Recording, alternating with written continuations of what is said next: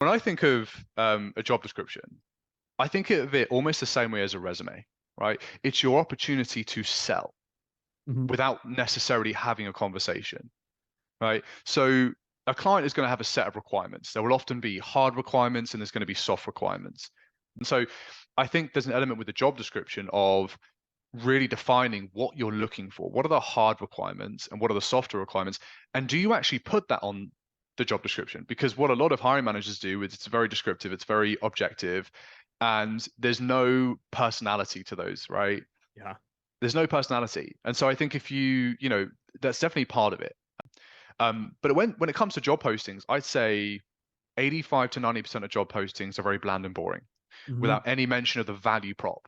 What is your value proposition for working at a firm? Now, a good recruiter, when you're on an intake call or you have a role, you go externally, you have your one or three recruitment firms that you want to work with.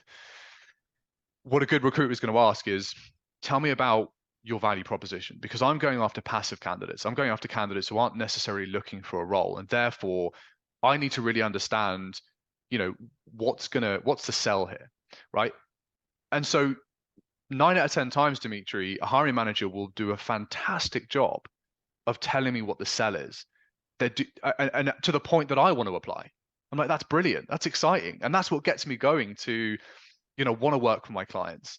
But then they don't put that on the job description. There's no sell. It's just we're looking for X, Y, and Z. Here's the role, Yeah. and then maybe a bit of a sell. Oh, we're a growing company. Well, who isn't, Yeah. right? So the top 10% of candidates, they're not going to apply for a role to a badly worded, poorly constructed, and run-of-the-mill job posting.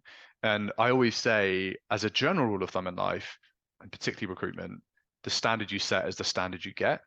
Hmm. And it goes both ways, right? For candidates too, in their resumes and how they're presenting themselves on that piece of paper. But the same goes for the client and your job posting.